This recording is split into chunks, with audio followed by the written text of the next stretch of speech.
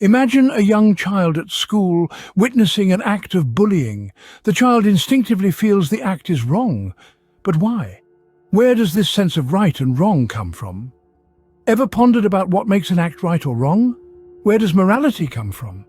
These are questions that have engaged the minds of philosophers, theologians and thinkers throughout the ages. Morality in its purest form is the differentiation of intentions, decisions and actions between those that are right and those that are wrong. It is a compass that guides us, a beacon that lights up our path, and a scale that weighs our deeds. It is the backbone of every society, and its absence can lead to chaos and confusion. But where does this complex concept of morality originate from? This is a question that has puzzled humanity since the dawn of civilization. Is morality a product of divine commandments bestowed upon us by a higher power? Or is it a social construct, varying across cultures and societies, shaped by the sands of time? Perhaps it is a universal truth inherent in all human beings, a part of our very essence.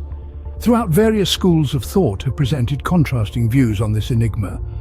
Some argue that morality is a divine gift, a set of rules handed down to us by a supreme being. Others opine that it is a relative concept, fluctuating with the tides of societal norms and cultural practices. Yet there are those who contend that morality is a rational process, a product of human reason and intellect. These varying perspectives on the source of morality weave intricate tapestry of philosophical thought. They invite us to delve deeper, to question, to ponder and to reflect. As we embark on this intellectual journey, we will explore these theories, challenging our preconceived notions, pushing the boundaries of our understanding, and perhaps even questioning our own moral compass. As we dive deeper into this topic, prepare to question your own beliefs and possibly redefine your understanding of right and wrong. So, up! It's time to venture into the fascinating world of morality, where certainty is scarce and all is not as it appears. Ever heard of the divine command theory? It's one philosophical perspective that attributes the source of morality to a divine being.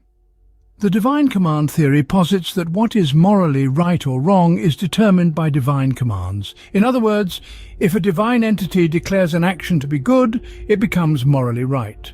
Conversely, if a divine entity condemns an action, it becomes morally wrong. Essentially, this theory puts the divine at the very heart of morality. This perspective has been embraced by many religious believers throughout history. After all, it offers a straightforward answer to the question of morality's origin. It also provides a sense of ultimate accountability. If a divine entity commands what is right and wrong, then moral decisions bear eternal implications. However, the divine command theory is not without its critics. One of the main criticisms is known as the Euthyphro dilemma, a philosophical conundrum posed by Plato. It asks, is what is morally good commanded by God because it is morally good, or is it morally good because it is commanded by God? This suggests a kind of circular reasoning that challenges the coherence of the divine command theory. Moreover, this theory raises questions about the diversity of moral codes across different religions. If morality is derived from a divine command, whose divine command should we follow? This question highlights the potential for conflict and disagreement, undermining the universality of moral standards. Finally, the divine command theory is sometimes critiqued for potentially promoting moral passivity. If morality is solely dictated by a divine entity, it might discourage individuals from thinking critically about their actions, relying instead on divine instructions. Despite these challenges, the divine command theory remains an influential perspective on the source of morality. It emphasizes the significance of the divine in moral discourse and offers an explanation for why we should adhere to moral standards. While the divine command theory provides an explanation, it's not the only perspective. Let's explore another theory. Next up on our philosophical journey is moral relativism. Ever thought that what's right or wrong could depend on cultural or personal perspectives? Let's dive into this fascinating idea. Imagine a world where there aren't any universal moral laws, but instead each culture or individual has their own set of moral rules. This is the crux of moral relativism. It argues that morality isn't an absolute truth, but rather it's relative to the norms of one's culture or individual beliefs. Consider this: what's considered morally right in one culture could be viewed as morally wrong in another. For example, while some societies may value individualism and personal freedom, others might place greater emphasis on communal harmony and collective responsibility. These different cultural norms can lead to different moral judgments. Now, let's take it a step further. What about personal perspectives? Moral relativism also suggests that individuals within the same culture may hold different moral beliefs. This means that your personal experiences, values, and beliefs could shape your moral compass. However, as fascinating as this concept may be, it's not without its criticisms. One of the main arguments against moral relativism is that it could potentially justify any action, no matter how harmful, as long as it aligns with the individual's or society's moral norms. Critics argue that this could lead to moral chaos, where actions like theft, violence, or even murder could be justified under certain conditions.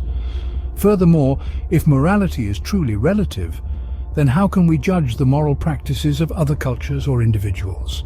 If there are no universal moral laws, then on what grounds can we criticize or praise others' moral actions? Moral relativism certainly adds a layer of complexity to our understanding of morality. However, there are still more theories to consider. So, let's continue our journey into the intriguing world of moral philosophy. Let's now turn our attention to Kantian ethics, a theory that places duty at the heart of morality. Named after the renowned German philosopher Immanuel Kant, Kantian ethics is a deontological theory, meaning it's based on duty or obligation. In Kant's view, moral obligations, otherwise known as duties, are the primary determinants of what is right or wrong. According to Kant, our moral duties are dictated by the categorical imperative, a principle that requires us to act in a way that our actions could become a universal law. This means that if we believe that it is wrong to lie, then it must be wrong to lie in all circumstances, regardless of the potential consequences. Indeed, Kantian ethics is often praised for its consistency and its insistence on treating all human beings as ends in themselves, rather than as means to an end. It establishes a moral baseline that is unswayed by personal desires or outcomes. However, it is this very consistency that also forms the basis of some of the criticisms against Kantian ethics. Some argue that it's too rigid, that life is full of complex situations where a strict adherence to duty might lead to morally questionable outcomes. For example, if lying could save a life, would it still be wrong according to Kantian ethics? Furthermore, Kantian ethics relies heavily on one's ability to reason. But what about those who lack the capacity to fully understand or apply these principles? Are they then exempt from moral responsibility? In spite of these criticisms, the influence of Kantian ethics cannot be understated. Its emphasis on duty and respect for all human beings has shaped many modern ethical systems and continues to be a vital part of discussions around morality. Kantian ethics, with its emphasis on duty, provides a different lens to view morality. Yet, the philosophical journey isn't over. As we reach the end of our journey, it's clear that the source of morality isn't universally agreed upon. Each perspective offers a different lens to view right and wrong. We started with the divine command theory, which posits that morality is derived from the decrees of a divine being. Then, we explored moral relativism, arguing that morality is a social construct, varying from culture to culture. Finally, we delved into Kantian ethics, proposing that morality is grounded in reason and the intrinsic worth of all human beings. Each of these theories provide compelling arguments reflecting the complexity and diversity of views on the source of morality. They underscore the fact that morality isn't a one-size-fits-all concept, but rather a deeply intricate and personal matter. Remember, the source of morality is a deeply personal and subjective topic. As you navigate your life, question, explore, and define your own moral compass.